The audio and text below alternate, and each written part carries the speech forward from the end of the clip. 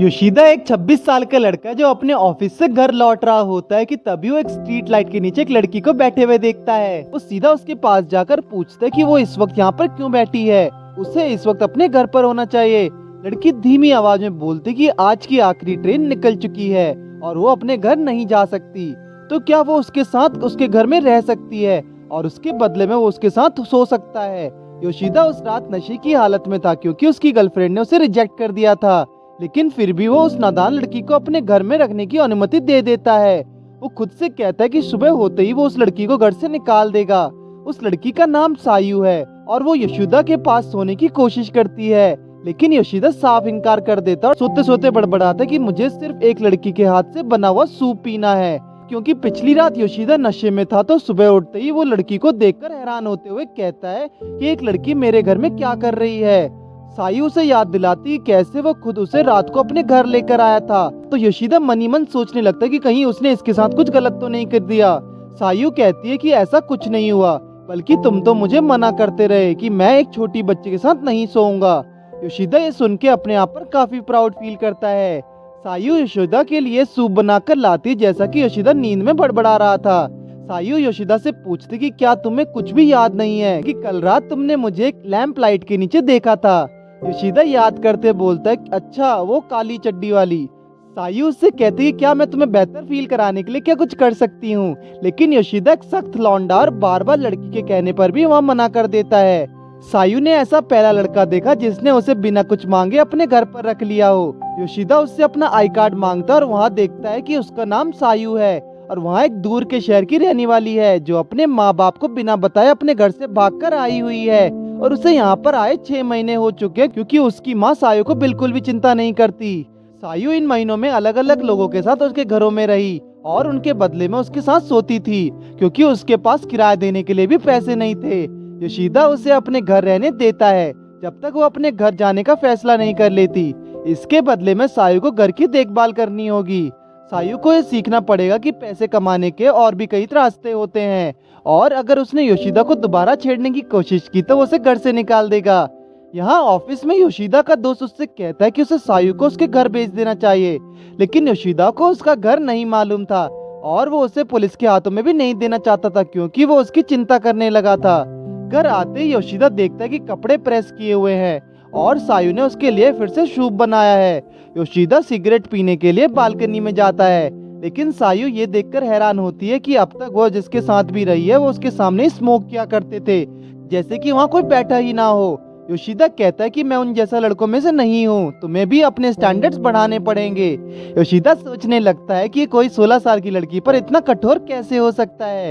Yoshida कहता है कि मुझे तुम्हारी काली चड्डी अब भी दिख रही है और उसे स्कूल की ड्रेस चेंज करके कोई दूसरे कपड़े पहन लेने चाहिए, लेकिन सायू के पास वो एक ही ड्रेस थी, इसलिए योशिदा उसे नई ड्रेस लेने के लिए बाजार लेकर जाता है। सायू उससे कहती कि उसके लिए इतना सब कुछ करने की कोई जरूरत नहीं है क्योंकि वो यहाँ सोच रही थी कि वो इन सब का एहसान कैसे लौटा पाएगी। फिर योशिदा कहता है कि जब से तुमने घर संभाला है मुझे भी काफी आसानी हुई है, मुझे खुद के बर्तन नहीं धोने पड़ते और कपड़े भी साफ सुथरे पहनने को मिलते हैं, तो ये सब काफी हुआ। सायू फिर एक बार उसे अपने साथ सोने के लिए पूछती है और योशिदा के गुस्सा होने पर उसे प्रिवर्ट कहती है क्योंकि सायू ने वो सब करने का तो कहा ही नहीं जो वो सोचने लगा था। सायू की खुशी देखकर योशिदा उसकी क्यूट स्माइल की तारीफ करता है जिससे दोनों शर्मा जाते हैं। और यहाँ ऑफिस में भी ये अफवाह फैल चुकी है कि योशिदा की एक गर्लफ्रेंड बनी है। कुछ लड़कियां ऐसा भी कह रही हैं कि योशिदा के कपड़े काफी क्लीन है और वो टाइम पर ऑफिस भी आता है और टाइम से घर चला जाता है। योशिदा कहता है कि सायू मेरे टाइप की लड़की नहीं है, लेकिन वो घर का कामों में बहुत माहिर है। पर योशिदा इस बात से हैरान था कि सायू इतनी दूर से यहाँ टोक्यो शहर में क्यों रहने आई है। अगले दिन जब वो दोनों शॉपिंग मॉल में ग्रोसरी ले रहे होते तो योशिदा सायू से पूछता कि उसके पास मोबाइल फोन है या नहीं। दरअसल सायू ने अपना फोन समुद्र में फेंक दिया था क्योंकि उसके शहर के दोस्त उसे बार बार मैसेज करके परेशान किया करते थे। जब योशिदा उससे नया फोन लेने को कहता है तो वो मना कर देती है और अपने चेहरे पर एक फेक स्माइल बना लेती है जो योशिदा को बिल्कुल पसंद नहीं होती। सायू योशिदा से कुछ कहने की कोशिश करती है लेकिन हिचकिचाते हुए फिर से अपने चेहरे पर एक फेक स्माइल रख लेती है, जिस पर योशिदा उससे रियल रहने को कहता है क्योंकि वो बिना मतलब ही स्माइल कर रही थी। सायू उससे माफी मांगते हुए दोबारा ऐसा ना करने को प्रॉमिस करती है, लेकिन वो उसकी आदत बन चुकी थी, क्योंकि पास्ट में उसके साथ कुछ ऐसा हुआ था जिसे वो अब तक भुला नहीं पाई है। योशिदा उसे अपने वक्त लेने के लिए कहता है, क्योंकि एकदम से बदलना इतना आसान नहीं होता। ऑफिस के दौरान योशिदा अपने कलीग मिशिमा को प्रोजेक्ट सही करने के लिए कुछ बोलता है, जिसमें कुछ गलतियां थी।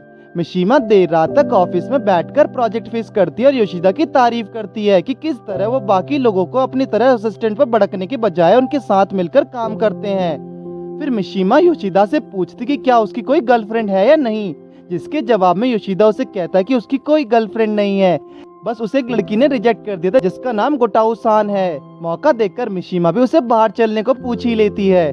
योशिदा उस रात घर लेट आया था और सायु भी उसकी फिक्र कर रही थी। ऐसी सिचुएशन में सायु से कांटेक्ट बनाने के लिए योशिदा को फोन लेने का विचार आता है और अगले ही दिन वो अपने दोस्त के साथ एक अच्छा डिजाइन का फोन देखने लगता है। हाशिमोतो उसे पूछता है कि कहीं वो सायु से प्यार तो नहीं करने लगा, क्योंकि वो ब्रांडेड फोन के बजाय कोई सिंपल फोन भी ले सकता है। योशिदा अपनी मंशा साफ जाहिर कर देता है कि उसे सिर्फ बड़े गुब्बारे वाली ओल्ड वुमन ही पसंद है और सायु सिर्फ एक टीनेजर है और छोटी बच्चियों में उसे कोई इंटरेस्ट नहीं है।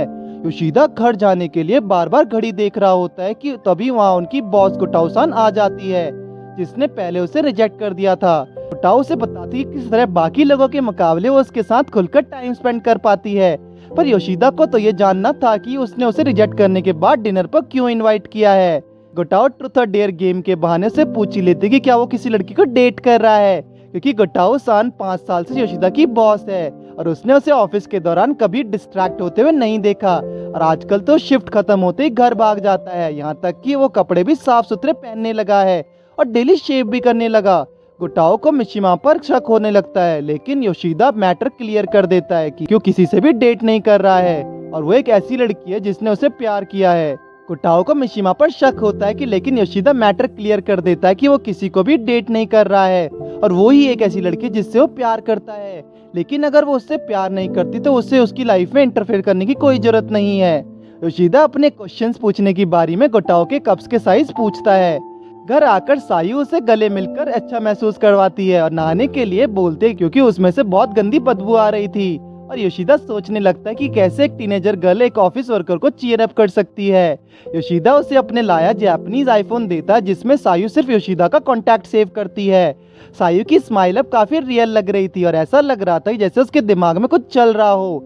सही में टीनेज गर्ल्स को समझना काफी मुश्किल काम है। सायु सोचकर परेशान थी कि योशिदा उसे भाव क्यों नहीं देता है जैसा कि बाकी लोग दिया करते थे।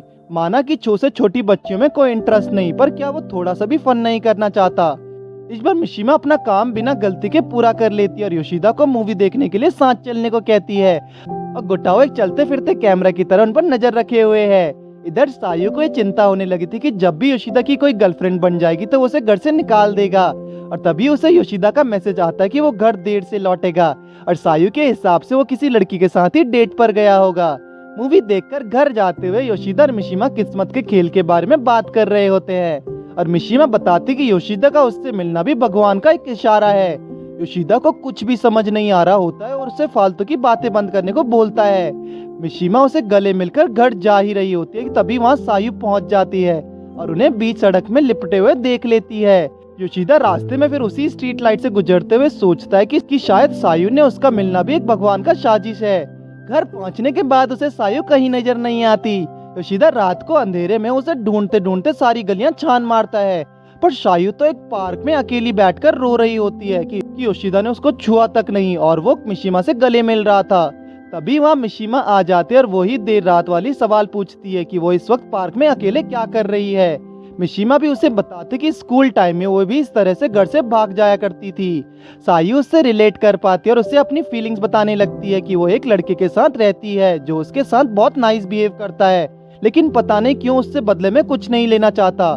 मिशिमा बताती कि कैसे कुछ लोग खुद से ज्यादा दूसरों के बारे में सोचते हैं, धीरे धीरे आपको भी उनसे लगाव होने लगता है। सायु को समझ आता है कि मिशिमा भी योशिदा के बारे में बात कर रही है। मिशिमा उसे उस लड़के पर विश्वास रखने को कहती क्योंकि वो भी उस पर भरोसा करता है और वो कभी उसे छोड़कर नहीं जाएगा। योशिदा सायु को ढूंढते हुए वहाँ पर पहुँच जाता है और उसे इसकी वजह पूछने लगता है। तभी मिशिमा को मालूम पड़ता है कि वो दोनों योशिदा के बारे में बात कर रहे थे। मिशिमा योशिदा से मजाक में पूछ ही लेती है कि क्या वो उसका डैडी है और उन्हें कल मिलते हैं कहकर वहाँ से चली जाती है। सायु को उसके लड़की होने पर शक होता है। योशिदा पर चीप ट्रिक्स यूज करके उसे थोड़ा सा करने को कहती है। योशिदा के मना करने पर वो उससे पूछती कि उसने उसे घर पर क्यों रखा है अगर उसे बदले में कुछ नहीं चाहिए। सायु को बिना कुछ दिए किसी के घर में रहना अजीब लगता था, तो योशिदा साफ कर देता है कि वो टीनेज गर्ल होने के बावजूद काफी सुंदर है, लेकिन वो उसी के साथ सोएगा जिससे वो प्यार करता है, और वो सायु से प्यार ही नहीं करता। अगर हर कोई योशिदा जैसा बन जाए तो दुनिया स्वर्ग बन जाएगी। योशिदा उसे बताता कि किस तरह उसके आने के बाद उसकी लाइफ कितनी बेहतर हुई है। अब वो घर में अकेला महसूस ही नहीं करता और उसे एक दोस्त मिल गई है जिसके साथ वो बातें कर सकता है और साथ में हंसी खुशी रह सकता है। सायु को घर में रहने के लिए कुछ स्पेशल करने की जरूरत नहीं। ये सुनते ही सायु फूट फूट कर रोने लगती है। योशिदा सिर्फ उससे साथ रहने को कहता जब तक वो अपने घर जाने का फैसला नहीं कर लेती। सायु योशिदा सान से कोई जॉब करने को कहती है। योशिदा समझ जाता है कि सारे दिन घर में अकेले रहने से सायु की मेंटल हेल्थ पर फर्क पड़ रहा है, इसलिए वो पास में ही एक कन्वीनियंस स्टोर में उसे जॉब दिला देता है जहाँ वो एक नई दोस्त से मिलती है। असामी उसे काम के बारे में समझा देती है। उन दोनों को पता चलता है कि उन दोनों के घर पास में ही है, तो असामी सायु के घर जाने को बोलती है। तो सायु बताती कि वो एक भाई जैसे लड़के के साथ रहती है और उसे उसकी परमिशन लेनी होगी। असामी भी देखना चाहती कि वो भाई जैसा लड़का है कौन। ऑफिस में योशिदा को सायु का मैसेज आता है जो मिशिमा देख लेती है। मिशिमा को गलती से सायु के बारे में पता चल गया था और हाशिमोतो सोचता है कि उसने किसने बताया। मिशिमा भी योशिदा से पूछती है कि यहाँ तक भी होशिमातो को सायु के बारे में पता चल गया है, तो उसने उसे पहले क्यों नहीं बताया। दरवाजे पर योशिदा को सायु के साथ असामी भी मिलती है जो उसे सायु के हिसाब से काफी ओल्ड बताती है। असामी के पूछने पर योशिदा बताता है कि वो और सायु इसलिए साथ रहते हैं क्योंकि बचपन से एक दूसरे को जानते हैं। सायु किचन से सिचुएशन संभालते हुए बोलते कि योशिदा उसका केयर टेकर हुआ करता था। योशिदा फिर पकड़े जाने वाला ये होता है कि सायु उसे किचन से डिनर लाने के लिए बुला लेती है। असामी को उनकी बातों पर बिल्कुल यकीन नहीं हो रहा था। असामी के हिसाब से योशिदा बहुत लकी है कि उसे सायु जैसी लड़की के साथ रहना मिल रहा है, लेकिन उसे उसका अपार्टमेंट बहुत छोटा लगता है। योशिदा असामी को मजाक मजाक वहां से जाने को कहता है क्योंकि तभी रूम में स्पेस बढ़ सकता है। असामी उसे बाहर तक छोड़ने के बहाने उसे फिर से सच पता करने की कोशिश करती है, लेकिन योशिदा अपनी बात पर अड़ा रहता है। असामी उसे सायु का ध्यान रखने को कहती है क्योंकि अच्छे लोग कभी भी कहीं भी मिलते हैं, और योशिदा भी उसे उसका फ्रेंड बनने की रिक्वेस्ट करता है। कोटोको एक बार फिर योशिदा को सरप्राइज डिनर पर ले जाती है जहां वो फिर से इन्वेस्टिगेशन जैसे सवाल पूछने लगती है कि वो मिशिमा के इतने क्लोज क्यों है और हर टाइम फोन में किसे मैसेज करता रहता है। योशिदा का सिर्फ एक सवाल था कि उसे ये सब क्यों जानना है। गोटोको अपनी फीलिंग्स योशिदा से शेयर करती कि वो उस पर इतना ध्यान इसलिए देती है क्योंकि वो उसे पसंद करती है, लेकिन गोटोको ने तो पहले कहा था कि उसका एक बॉयफ्रेंड है। दरअसल गोटोको ने उस वक्त झूठ बोला था। उसे उस टाइम योशिदा के साथ रिलेशनशिप में आना सही नहीं लगा क्योंकि उसका फर्स्ट टाइम था और कौन जाने बेड पर क्या हो जाए, जो इसलिए वो नर्वस थी। योशिदा कहता है कि अगर तुम सच में मुझसे प्यार करती हो तो कोई मजाक नहीं कर रही हो, तो इस बार तुम्हें मुझे प्रपोज करना होगा और उस दिन ये क्लियर हो जाएगा कि वो उससे प्यार करती है या नहीं। यहाँ सायु अकेली बैठकर फिर से अकेलेपन महसूस करने लगी है। जब उसे उसके पास्ट की कुछ झलकियां याद आती हैं तभी उसे योशिदा का मैसेज मिलता है और वो गोटोको को घर साथ लेकर आ रहा है जो उससे मिलना चाहती है। योशिदा ने भी गोटोको को वही झूठी कहानी सुनाई जो उसने असामी को सुनाई थी कि वो और सायु बचपन से एक दूसरे को जानते हैं, लेकिन गोटोको को इस बात की चिंता थी कि माइनर को घर में रखना कानूनी सही नहीं है और ये भी कहीं योशिदा सायु के चक्कर में ना पड़ जाए। दरवाजा खोलते ही सायु को सामने गोटोको दिखती है जो मुस्कुराकर उसे हेलो कह देती है। सायु डिनर करते वक्त गोटोको को सब कुछ बता देती कि वो योशिदा को सिर्फ एक स्ट्रीट में ही मिली थी और योशिदा और उसके बीच में कुछ भी नहीं है, तो उसे चिंता करने की कोई जरूरत नहीं। गोटोको सायु से अकेले में बात करना चाहती थी, तो सायु योशिदा को बाहर जाने को रिक्वेस्ट करती है। योशिदा के जाते ही गोटोको अपना क्वेश्चन का पिटारा खोलकर सायु की पूरी हिस्ट्री जान लेती है, लेकिन सायु उसे यहाँ टोक्यो आने का रीजन बताने से साफ इनकार कर देती है। गोटोको योशिदा की फ्रेंड होने के नाते सायु से ये पूछती कि वो यहाँ पर कितने दिन रुकेगी। सायु गोटोको को बताती कि वो घर वापस जाने के लिए बिल्कुल भी रेडी नहीं है, यहाँ तक कि वहाँ के बारे में सोचकर भी परेशान होने लगती है। लेकिन सायु योशिदा के साथ भी ज्यादा दिन नहीं रुक सकती क्योंकि सोसाइटी उनके साथ रहना बिल्कुल बर्दाश्त नहीं करेगी। गोटोको सायु को समझाना चाहती थी कि घर से भागना एक सोल्यूशन नहीं है और उसे वापस जाने की हिम्मत तो जुटानी ही होगी, जिसके लिए वो अपनी जितनी मर्जी समय ले सकती है। इससे गोटोको को कोई प्रॉब्लम नहीं। सायू को ये भी पता था और उससे कभी ना कभी घर तो जाना ही होगा और वो गोटो को ऐसा वादा करती है। गोटो उसे गले लगाकर अपनी नॉर्मल हाई स्कूल गर्ल की तरह अपनी लाइफ जीने की सलाह देती है क्योंकि फिर ये दिन वापस नहीं आते। सायू ये सुनते ही इमोशनल हो जाती है और हम पहली बार सायू को रोते हुए देखते हैं। ग्रोसरी स्टोर से आते वक्त मिशिमा उसे उसके घर में रुकने को कहती है, लेकिन योशिदा अपनी गर्लफ्रेंड के सिवाय किसी और को उसके घर में नहीं रखता। फिर मिशिमा उसे गोटो के घर बुलाने का रीजन पूछती, जिससे योशिदा हैरान था कि उसे इस बारे में कैसे पता। दरअसल मिशिमा ऑफिस से ही गोटो और योशिदा का चुपकर पीछा कर रही थी और उसने देखा कि वो और गोटो एक ही स्टेशन पर उतरकर योशिदा के घर की तरफ जा रहे थे। मिशिमा उन पर छुपकर नजर रखने के लिए माफी मांगती है, लेकिन जब भी वो योशिदा और गोटो के रिलेशन के बारे में उससे पूछती है तो योशिदा कोई सीधा जवाब नहीं देता, जो उसे मन ही मन परेशान करता है। सायू गोटो और योशिदा के साथ रहने से काफी खुश थी क्योंकि उसने योशिदा के मन में गोटो के लिए बेशुमार प्यार महसूस किया था। मिशिमा ये सुनकर हैरान थी कि अगर योशिदा ने गोटो को घर बुलाया है तो उसे उसका पूरा फायदा उठाना चाहिए था, क्योंकि तुम्हारा प्यार पहली बार घर आया है और तुम किसी रैंडम लड़की को घर में बिठाकर बैठे हो। मिशिमा का मतलब था कि अगर वो उसकी जगह पर होती तो इस सिचुएशन को बेहतर सोल्यूशन निकालती, लेकिन योशिदा बहुत अच्छे दिल का इंसान है तो वो ऐसा बिल्कुल भी नहीं करेगा। और जो इंसान ज्यादा ही अच्छे होते हैं उनसे अक्सर जिंदगी में अपनी पंचाई चीजें नहीं मिलती। मिशिमा कहीं कुछ ज्यादा ना बोल दे तो इसलिए वो वहाँ से चली जाती है। योशिदा घर आकर देखता है तो लड़कियां मेकअप कर रही थी, जैसे कि उन्हें भूतों की पार्टी में जाना हो। भला कोई रात को मेकअप क्यों ही करेगा। लेकिन जब योशिदा उन्हें कोई कॉम्प्लीमेंट नहीं देता तो वो हंसने लगती हैं क्योंकि उन्हें खुद की शक्ल पर पूरा भरोसा था जो फेशियल प्रोडक्ट्स ने उन्हें दिए थी। गोटो की माने तो सायू भी बच्ची है जो खुद की फीलिंग्स को अभी नहीं समझ सकती, तो कब क्या हो जाए इसलिए वो योशिदा को सायू से दूर रहने को कहती है। लेकिन उसे क्या ही पता है कि हमारा योशिदा एक गीगा चाट बंदा है और उसे उसकी सुझाव की जरूरत नहीं। अब ऐसे ही नहीं, ऑफिस में उसे प्रॉब्लम सॉल्वर कहते हैं। वो कोई भी प्रॉब्लम को संभाल सकता है, उसके सामने खड़ी गोटो को भी। ग्रोसरी स्टोर में मिशिमा अपने कोवर्कर को नई ज्वाइन हुई सायू के बारे में बताती है, जिससे मिलने के लिए वो लड़का भी बेताब था। लेकिन मिशिमा उसे सायू से दूर रहने की वार्निंग देती है और उसके पास दिखते ही वो उसके सर को दर्द से अलग कर देगी। सायू जब स्टोर आकर वर्कर्स के नाम पढ़ते तो उसे यागुची नाम जाना पहचाना सा लगता है और तभी वो वहाँ आ जाता है। दरअसल ये यागुची उन्हीं लड़कों में से एक है जिसके साथ सायू एक बार रात रुकने के लिए सोई थी। तभी असामी वहाँ पर आ जाती है। यागुची उसे बताता है कि वो उसे जानता है, लेकिन सायू ने उसे अपना नाम गलत बताया था। असामी कहती कि कोई बात नहीं, तुम इसके बारे में बाद में काफी कंफर्टेबल होकर बता सकती है। शाम को घर जाते वक्त यागुची सायू को रास्ते में रोककर उसे ब्लैकमेल करता है कि अगर वो एक बार उसे अपने घर आने दे तो उनका राज किसी को भी नहीं बताएगा और सिर्फ उससे बात करना चाहता है। सायू योशिदा की परमिशन लेकर उसे अपने घर ले आती है। यागुची उसे पूछता कि घर की देखभाल के बदले योशिदा के साथ क्या करती है। यागुची सायू के पास बैठकर बदतमीजी करने लगता है। सायू के थप्पड़ मारने से वो भड़क जाता है और सायू से पूछ रहा होता है कि उसने उस पर विश्वास कैसे कर लिया, लेकिन वो बेबस थी क्योंकि अगर उसने पुलिस को सायू के बारे में बताया तो योशिदा खतरे में पड़ सकता है, जो वो बिल्कुल नहीं चाहती। इसलिए वो यागुची को अपनी मर्जी करने देती है। लेकिन तभी योशिदा एकदम से वहां आकर यागुची को घर से बाहर फेंक देता है। यागुची से बताता है कि किस तरह 2 महीने पहले वो उसके साथ रहा करती थी और योशिदा से कहता है कि वो सायू का डैड बनना बंद करे क्योंकि वो हमेशा के लिए उसे नहीं पाल सकता। योशिदा उसे बीच में अपनी टांग अड़ाने से मना करता है क्योंकि कम से कम वो यागुची जैसे लोगों की तरह सायू पर कोई जुल्म नहीं कर रहा। योशिदा उसे सायू से दूर रहने को कहता है। सायू से पूछती कि वो उसके साथ कितनी ही बार सो चुकी है, लेकिन इस बार वो करने से वो डर क्यों रही थी। योशिदा उसे समझाता है कि उसने ऐसा करके बिल्कुल सही किया और वो उस पर प्राउड फील करता है। उसे अपनी सुरक्षा खुद ही करनी होगी और वो एक ऐसे नॉर्मल टीनेजर की तरह हंसते खेलते देखना चाहता है। सायू के चेहरे को देखकर असामी यागुची से पूछती है कि उसने उसके साथ क्या किया और उसे थप्पड़ मारकर सायू से माफी मांगने को कहती है। यागुची उससे माफी मांगता है, लेकिन सायू हैरान थी कि उसने असामी को उनका पहले वाला सच क्यों नहीं बताया।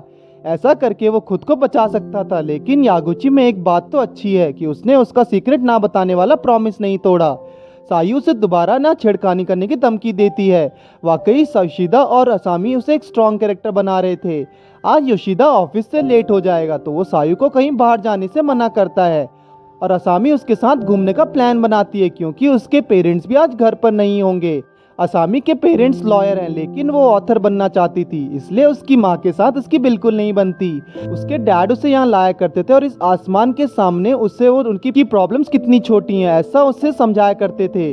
सायु भी अपने बारे में उससे सब कुछ बता देती है। असामी उसे हौसला देते हुए आगे बढ़ने को कहती कि शायद कहीं इसमें कुछ छुपा हो। अगले दिन ग्रोसरी स्टोर में आसामी वही ब्लैक कलर की कार देखती जो वहाँ रोज पार्क होती है, मगर वो लड़का वहाँ से कुछ शॉपिंग नहीं करता और बस देखकर चला जाता है जैसे कि वो किसी की तलाश में हो।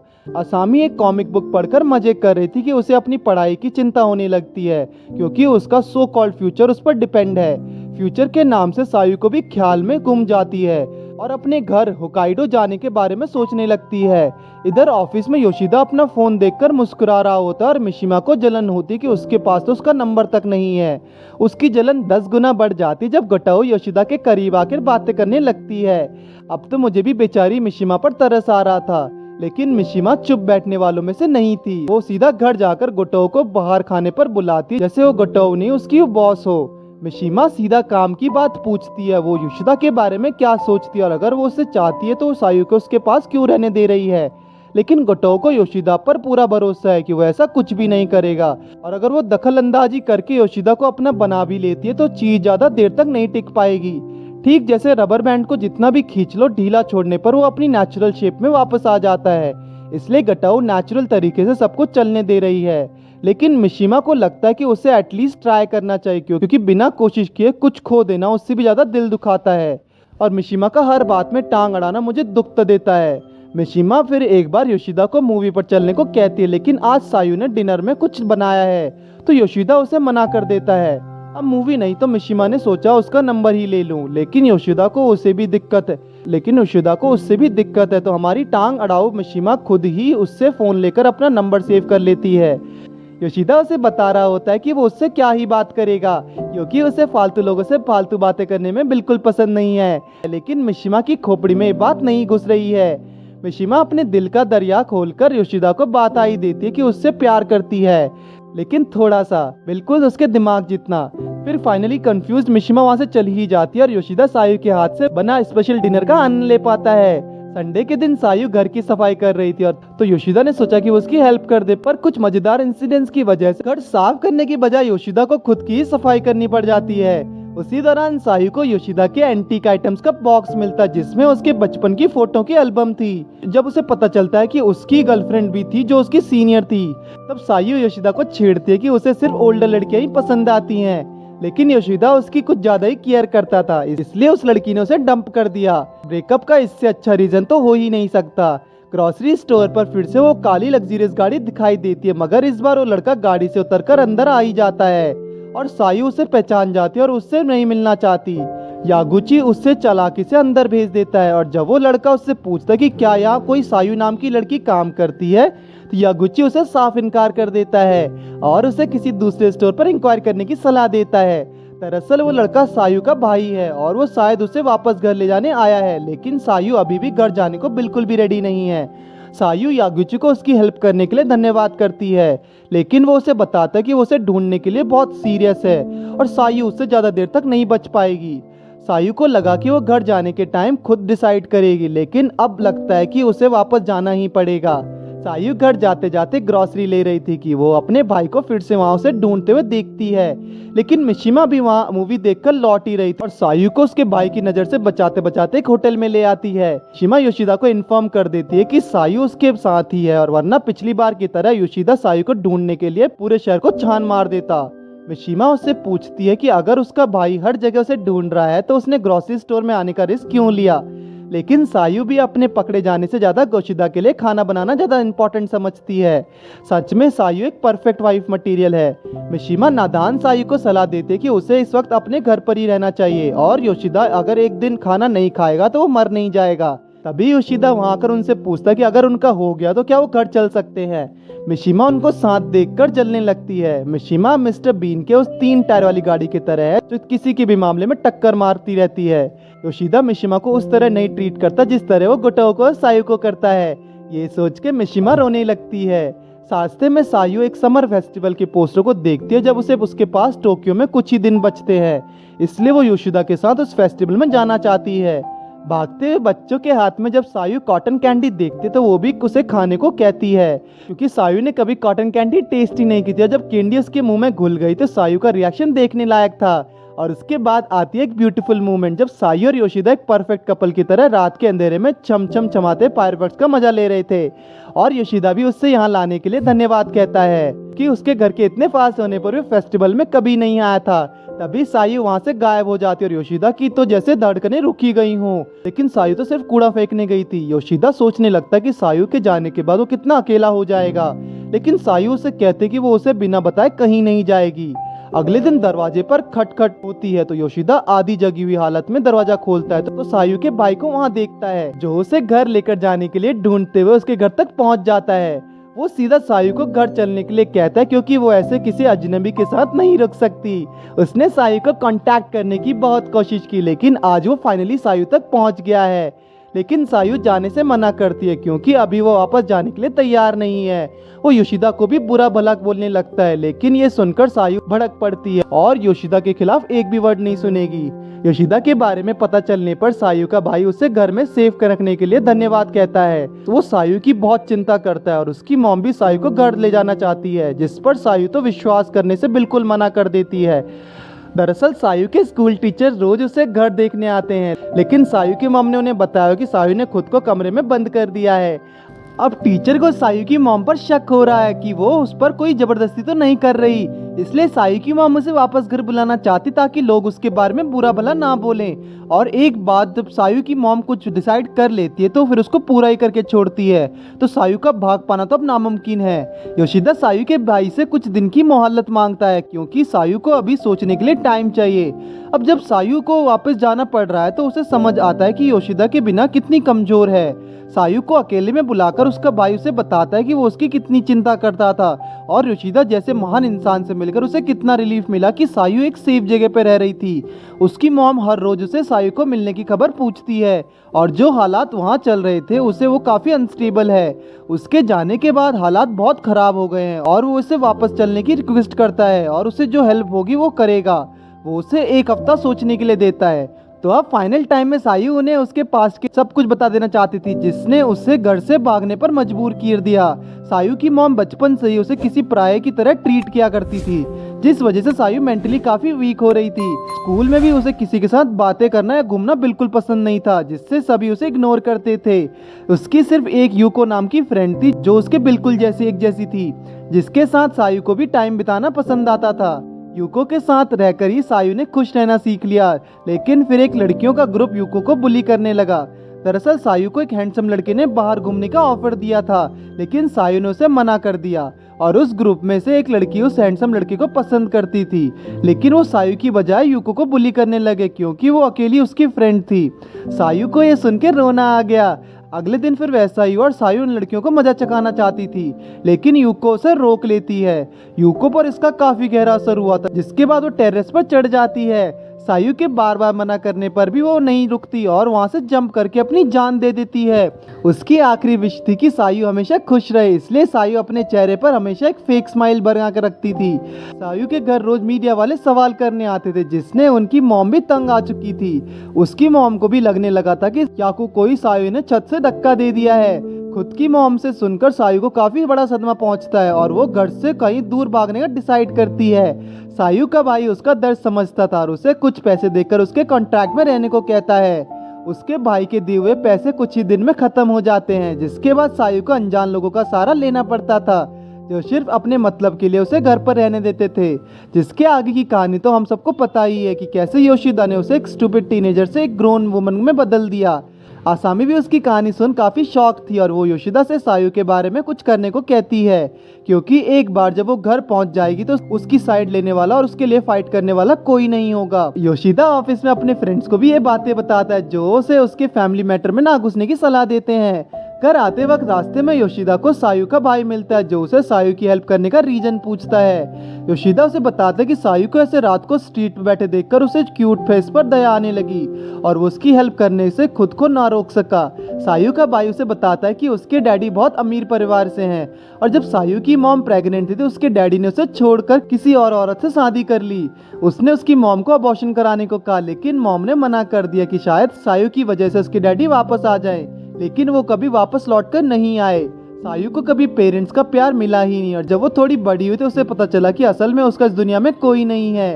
योशिदा सायू को बताता है कि उसके भाई की बातें सुनकर ऐसा लगता है कि वो उसकी बहुत केयर करता है, लेकिन सायू फिर भी घर जाने से डर रही थी और किसी तरह जाने का हौसला जुटा रही थी। वो योशिदा को एक रेसिपी बुक देती है जिससे वो खुद खाना बना सके और उसे बाहर होटल में ना खाना पड़े। सायू उसे उसी जगह पर लेकर जाती है जहाँ पहले बार असामी के साथ आई थी। वो कहती है कि किस तरह उनकी प्रॉब्लम इस विशाल दुनिया में कितनी छोटी हैं, लेकिन कुछ इंसिडेंट्स मन ही मन में छप जाते और निकलने का नाम ही नहीं लेते, और किस तरह अगर वो योशिदा से ना मिली होती तो वो पता नहीं उसका क्या होता। इस हफ्ते के दौरान सायू ने काफी बार भागने की कोशिश की, लेकिन वो भाग ही नहीं पाई। सायू हमेशा के लिए यहाँ रहना चाहती थी, लेकिन अब वो अपने पास से और भागना नहीं चाहती, इसलिए उसने घर पर वापस जाने का मन बना लिया है। योशिदा भी उसका हर वक्त साथ देने का प्रॉमिस करता है। मिशिमा उसके चेहरे पर उदासी देख पा रही थी तो वो योशिदा को सायू के साथ होकाइडो जाने की सलाह देती है। हाशिमोतो उसकी जगह ऑफिस का काम संभालने की रिस्पॉन्सिबिलिटी लेता है। तभी योशिदा को असामी का कॉल आता है कि सायू घर पर नहीं है और अपने फोन भी नहीं उठा रही है। योशिदा काम से छुट्टी लेकर हाशिमोतो के साथ गाड़ी में घर की तरफ निकल जाता है। योशिदा के चेहरे पर चिंता साफ नजर आ रही थी, लेकिन वो उसे जाहिर नहीं कर पा रहा था। हाशिमोतो उसका काफी पुराना दोस्त है और उसे पता है कि योशिदा को होकाइडो जाने के लिए कैसे मनाना है। वो उसे बताता है कि उसके यहाँ ना होने से कंपनी डूब नहीं जाने वाली और सायू को इस वक्त उसकी सबसे ज्यादा जरूरत है। सायू ने ऑफिस के बाहर ही मिलती है और देखना चाहती थी कि योशिदा कहाँ काम करता है। आखिरी बार ऑफिस से घर तक योशिदा के साथ वॉक करना चाहती थी और उस आखिरी रात सायू और योशिदा एक बेड में पड़े अपनी आज तक की यादों को ताजा कर रहे थे। योशिदा उसे बताता है कि उसकी आखिरी मुलाकात अभी बाकी है क्योंकि वो भी उसको छोड़ने होकाइडो आ रहा है। सायू अगली सुबह असामी से अलविदा लेकर प्लेन में अपने घर की तरफ रवाना हो जाती है। माना कि ये खुश होने का एक वियर्ड टाइम था, लेकिन सायू अपनी प्लेन की पहली उड़ान को खूब एंजॉय कर रही थी। कैफे में बैठते वक्त पार्क में बच्चों को खेलते देखकर सायू को भी अपने स्कूल के दिनों की याद आ जाती है। वो और यूको भी स्कूल के बाद ऐसे ही पार्क में साथ टाइम स्पेंड किया करते थे। भले ही ग्रुप पार्टी करना सब टीनेजर्स के लिए नॉर्मल हो, लेकिन उसकी मॉम कभी भी उसे वीकेंड्स पर बाहर जाने नहीं देती थी। सायू का भाई उससे पूछता है कि वो पहले सीधा घर चलेगी या पहले वो कहीं और जाना चाहती है, लेकिन सायू कहते कि एक जगह है जहाँ वो जाना चाहती है और वो है उसका हाई स्कूल। रात के अंधेरे में सायू स्कूल के अंदर जाना चाहती थी और वो योशिदा को भी साथ चलने को कहती है क्योंकि वो अकेले जाने से डर रही थी। वो योशिदा को खींचते हुए पीछे के रास्ते से स्कूल के अंदर लेकर जाती है क्योंकि फ्रंट गेट पर सिक्योरिटी कैमरास लगे हुए थे। योशिदा को डर था कि कहीं वो पकड़े नहीं जाएं, लेकिन सायू उसे हौसला देती है कि इस वक्त यहाँ कोई और नहीं होगा और योशिदा ने तो एक टीनेजर को घर पर रखकर उससे भी ज्यादा रिस्क लिया था, तो वो क्यों डर रहा है। टेरेस की स्टेयर्स आते ही सायू डरने लगती है और योशिदा को पकड़कर ऊपर चढ़कर टेरेस का दरवाजा न खोलने पर वो खिड़की से कूदकर वहां से पहुंच जाती है। सायू गुस्से में चिल्लाती कि उन्होंने यूको के इंसिडेंट से पहले टेरेस में बाउंड्री क्यों नहीं बनाई। यूको के साथ जो हुआ उसके लिए सायू खुद को जिम्मेदार मानने लगती है और फेंस को गुस्से में पकड़ने की वजह से उसका हाथ इंजर्ड हो गया था।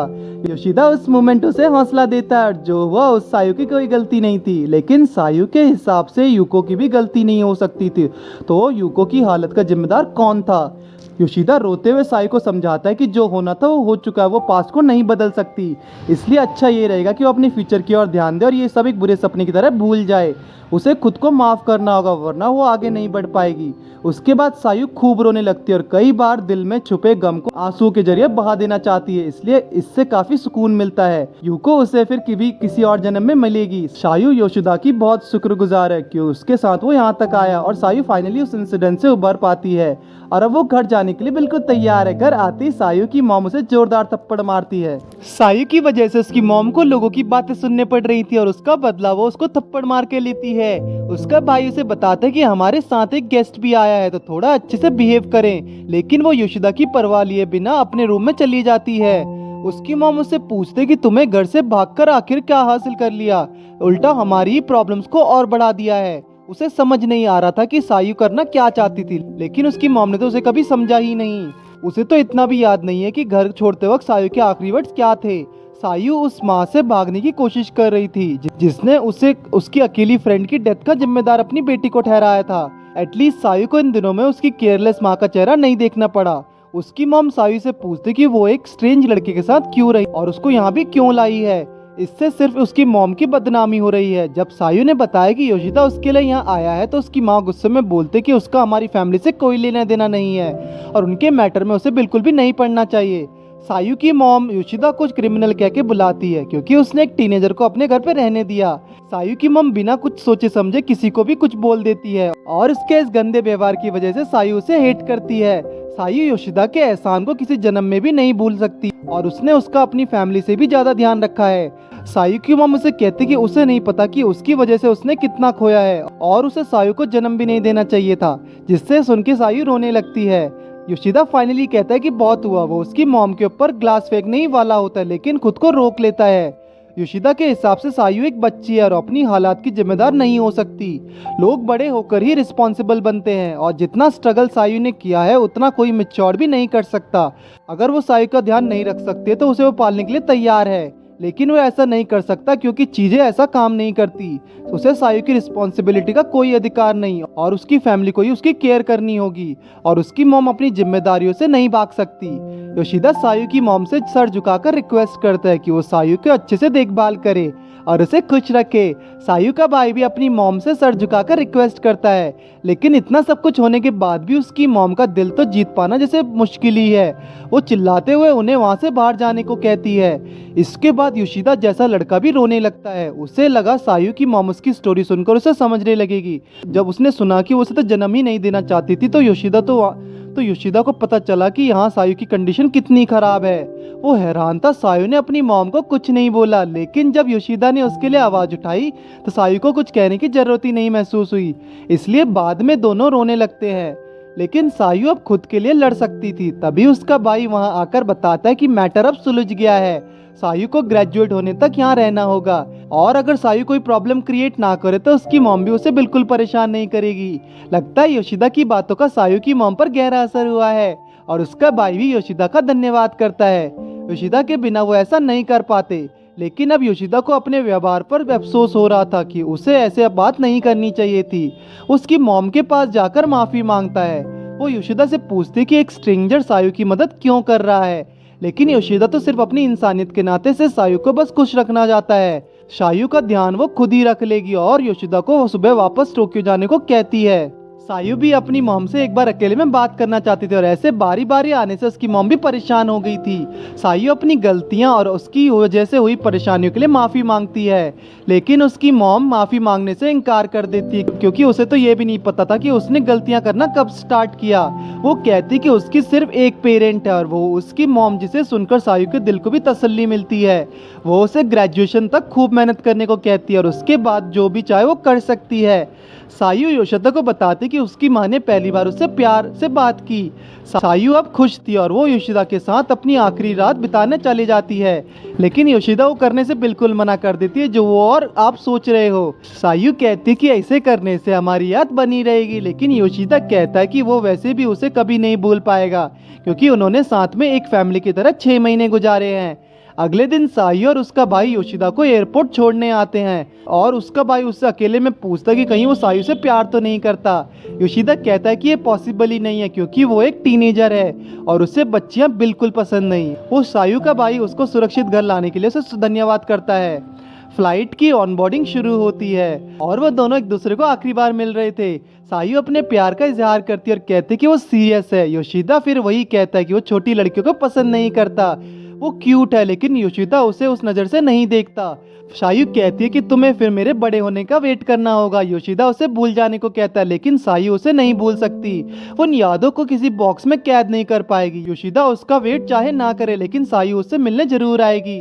उसका भाई उससे पूछता कि क्या वो योशिदा को आखिरी बार वो नहीं बोल पाई जो कहना चाहती थी, लेकिन सायु कहती कि ये आखिरी बार बिल्कुल नहीं था। योशिदा अपने घर पहुंचकर एक शर्ट देखता जो सायु ने याद के तौर पर उसके लिए रखी थी। जब वो अपने लिए सूप बनाता तो उसे महसूस होता कि सायु कितना अच्छा सूप बनाती थी। अगर कोई ठीक नहीं था तो वो योशिदा था। वो खुद को अकेला महसूस कर रहा था। 2 साल के बाद मिशिमा भी अब बिना गलतियों के काम करने लगी थी। उसकी प्रोग्रेस को सेलिब्रेट करने के लिए गोटो एक पार्टी ऑर्गेनाइज करती है, लेकिन योशिदा आने से मना कर देता, जिस पर गोटो मन ही मन सोचने लगती कि योशिदा को तो मैं किसी और दिन अकेले में इनवाइट करूंगी। मिशिमा की भी योशिदा के साथ एक डेट पेंडिंग है और घर जाते जाते योशिदा को फिर एक लड़की मिलती है जो उसे स्ट्रीट लाइट के नीचे बैठी होती है। क्या वो सायू है या फिर एक नई जर्नी की शुरुआत है? इसी के साथ मैं लूंगा आपकी इजाजत। मिलते हैं एक नई कहानी के साथ।